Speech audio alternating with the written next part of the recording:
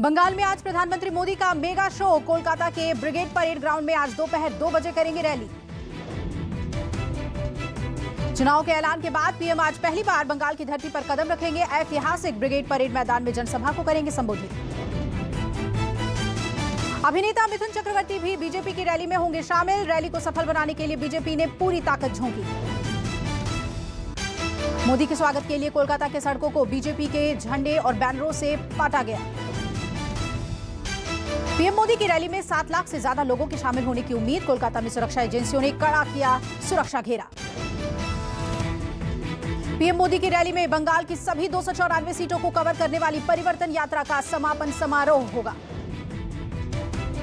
सुरक्षा एजेंसियों ने पोडियम के सामने 4 लेवल के बैरिकेड्स लगाए। मुख्य डाइस के साथ 2 और छोटे मंच होंगे। ब्रिगेड परेड ग्राउंड और उसके आसपास 1500 सीसीटीवी कैमरे लगाए गए हैं। सभी कैमरे भीड़ की आवाजाही पर नजर रखेंगे। बंगाल बीजेपी के प्रभारी कैलाश विजयवर्गीय ने दावा किया कि मिथुन चक्रवर्ती बीजेपी के संपर्क में हैं। बीजेपी ने बंगाल विधानसभा चुनाव के लिए 57 उम्मीदवारों की पहली लिस्ट जारी की। सिलीगुड़ी में ममता भरेंगी हुंकार। सड़क पर उतरकर दिखाएंगी दमखम। महंगाई के खिलाफ निकालेंगी पदयात्रा। पेट्रोल और गैस सिलेंडर की बढ़ती कीमतों को लेकर सिलीगुड़ी में रोड शो करेंगी ममता। करीब 4 किलोमीटर तक होगा ममता का रोड शो। सिलीगुड़ी के दार्जिलिंग मोड़ से शुरू करके सफदर हाशमी चौक तक ममता करेंगी पदयात्रा। बीजेपी ने नंदीग्राम में ममता बनर्जी के खिलाफ शुभेंदु अधिकारी को टिकट दिया है। शुभेंदु बोले मेरी जीत 200% पक्की। टिकट मिलने के बाद शुभेंदु अधिकारी ने कहा है कि नंदीग्राम में मेरे लिए कोई चुनौती नहीं है। जन औषधि दिवस के मौके पर पीएम मोदी ने कहा गरीबों को सस्ती दवा के साथ साथ युवाओं को कमाई का जरिया मिला। वीडियो कॉन्फ्रेंसिंग के जरिए पीएम मोदी ने जन औषधि दिवस के मौके पर शिलांग में बने 75वें जन औषधि केंद्र को राष्ट्र को किया समर्पित। जन औषधि के लाभार्थियों से पीएम मोदी ने कहा कि देश में मेड इन इंडिया की दवाओं की मांग बढ़ रही है। कोरोना काल में दुनिया ने भारत की दवाओं की ताकत को महसूस किया। आज भारत में बने टीके बच्चों को बचाने में काम आ रहे हैं। जन औषधि केंद्रों का तेजी से विस्तार जरूरी। पीएम मोदी जन औषधि योजना को गरीबों का सबसे बड़ा साथी ऐसा बताया। प्रियंका की आज मेरठ में महापंचायत। पश्चिमी यूपी में 5वीं बार टटोलेंगी किसानों का मन। अगले साल होने वाले विधानसभा चुनाव को देखते हुए कांग्रेस ने अपने अभियान की शुरुआत की। पश्चिमी उत्तर प्रदेश से हुई शुरुआत। महापंचायत स्थल पर 2 मंच तैयार किए गए। एक मंच प्रियंका गांधी और कांग्रेस के वीआईपी नेताओं के लिए तैयार किया गया है। प्रियंका की सभा को देखते हुए भीड़ जुटाने के लिए कांग्रेस ने पूरी ताकत झोंकी। 50,000 से ज्यादा भीड़ जुटाने का लक्ष्य रखा गया। किसान आंदोलन के 100 दिन पूरे होने पर कांग्रेस के किसान कार्यकर्ताओं का मार्च। कांग्रेस मुख्यालय में पीएम हाउस तक मार्च। बागपत में आज आरएलडी की किसान महापंचायत। पंचायत में आरएलडी के राष्ट्रीय उपाध्यक्ष जयंत चौधरी होंगे शामिल। बागपत के एमजीएम इंटर कॉलेज में दोपहर 1 बजे बुलाई किसान महापंचायत। जयंत चौधरी किसानों को करेंगे संबोधित। महापंचायत को सफल बनाने के लिए आरएलडी कार्यकर्ता गांव-गांव जाकर जनसंपर्क साधने में जुटे। महापंचायत में भारी भीड़ जुटने की संभावना। बंगाल चुनाव के लिए कांग्रेस की पहली लिस्ट जारी। कांग्रेस ने पहली लिस्ट में 13 उम्मीदवारों के नाम का किया ऐलान। मोइना से मनिका भौमिक को मिला टिकट और बांकुरा से राधा रानी बनर्जी को दिया गया टिकट। देश में फिर बेकाबू कोरोना संक्रमण की रफ्तार। लगातार दूसरे दिन 18,000 से ज्यादा नए मरीज सामने आए। 100 लोगों की हुई मौत। देश में अब कोरोना के कुल मामले 1 करोड़ 12 लाख से ज्यादा, जबकि कोरोना का इलाज करवाकर अब तक 1 करोड़ 8 लाख से ज्यादा लोग ठीक हो चुके हैं। देश में सक्रिय मामले लगातार बढ़ रहे हैं। देश में अब कोरोना के 1,84,523 सक्रिय मामले हैं। महाराष्ट्र में कोरोना से हाहाकार मचा। लगातार दूसरे दिन महाराष्ट्र में 10,000 से ज्यादा कोरोना के मरीज आए। पिछले लगभग 5 महीनों में एक दिन में संक्रमण के सबसे ज्यादा मामले सामने आए हैं। महाराष्ट्र में महामारी के मामलों की कुल संख्या 22,08,000 के करीब पहुंची। मुंबई पुणे में पांव पसार रहा है कोरोना। मुंबई में 1200 के करीब केस आए। पुणे में भी 849 नए मरीज सामने आए। दिल्ली में लगातार दूसरे दिन 300 से ज्यादा कोरोना केस। एक्सपर्ट के मुताबिक मई में पीक पर पहुंचने का अंदेशा। दिल्ली में पिछले 24 घंटे में 53,062 लोगों ने कोरोना टेस्ट कराया। 321 लोगों की कोरोना रिपोर्ट पॉजिटिव आई। दिल्ली सरकार के जरिए जारी आंकड़ों के मुताबिक 6 मार्च को दिल्ली में कोरोना संक्रमण दर 0.60% हुई दर्ज, करीब 2 महीने बाद सबसे ज्यादा। दिल्ली में एक्टिव कोरोना मरीजों की संख्या बढ़कर 1,779 हुई, जबकि होम आइसोलेशन में मरीजों का आंकड़ा बढ़कर 879 पहुंचा। दिल्ली में रिकवरी रेट 98% से ज्यादा। पिछले एक हफ्ते में रिकवरी रेट में 0.9% की गिरावट दर्ज की गई। देश के कई राज्यों में कोरोना का कहर। पंजाब में कोरोना के बढ़ते मामलों को देखते हुए पंजाब के 4 जिलों में लगा नाइट कर्फ्यू। नवांशहर, जालंधर, होशियारपुर और कपूरथला में रात 11 बजे से सुबह 5 बजे तक नाइट कर्फ्यू लगाया गया। पंजाब में पिछले 24 घंटे में कोरोना के 1,179 नए मामले सामने आए। 12 लोगों की हुई मौत। राजस्थान में एंट्री के लिए आरटी-पीसीआर टेस्ट जरूरी। गुजरात, पंजाब, हरियाणा, महाराष्ट्र और मध्य प्रदेश में आने वाले लोगों को राजस्थान में एंट्री के लिए 72 घंटे पहले टेस्ट कराना जरूरी। मुंबई एयरपोर्ट पर 2 लाख से ज्यादा यात्रियों का हुआ कोरोना टेस्ट। एयरपोर्ट पर टेस्ट के लिए 30 से ज्यादा काउंटर बनाए गए। देश भर में कोरोना वैक्सीन लगाने के काम में तेजी। अब तक कुल 2 करोड़ 9 लाख लोगों को लग चुकी है वैक्सीन। यूपी बना देश का पहला राज्य। 20 लाख से ज्यादा लोगों को लगा कोरोना का टीका। कोरोना के बढ़ते मामलों को देख एक्शन में आई केंद्र सरकार। महाराष्ट्र और पंजाब में भेजी गई हाई लेवल मल्टी डिसिप्लिनरी स्वास्थ्य टीमें। एम्स की महिला डॉक्टरों ने ली सेल्फ डिफेंस की ट्रेनिंग। क्राइम की बढ़ती घटनाओं के चलते डॉक्टरों ने लिया फैसला।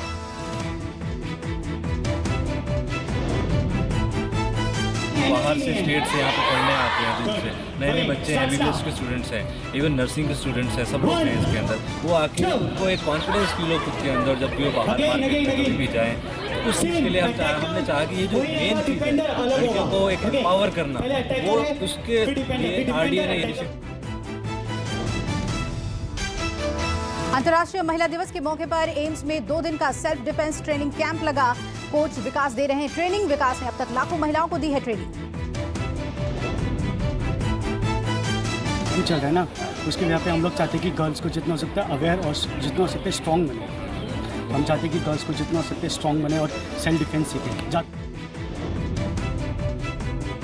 महिला डॉक्टरों और नर्सिंग स्टाफ का मानना है जिस तरह से आजकल क्राइम बढ़ता जा रहा है, उसे देखते हुए सेल्फ डिफेंस बेहद जरूरी है।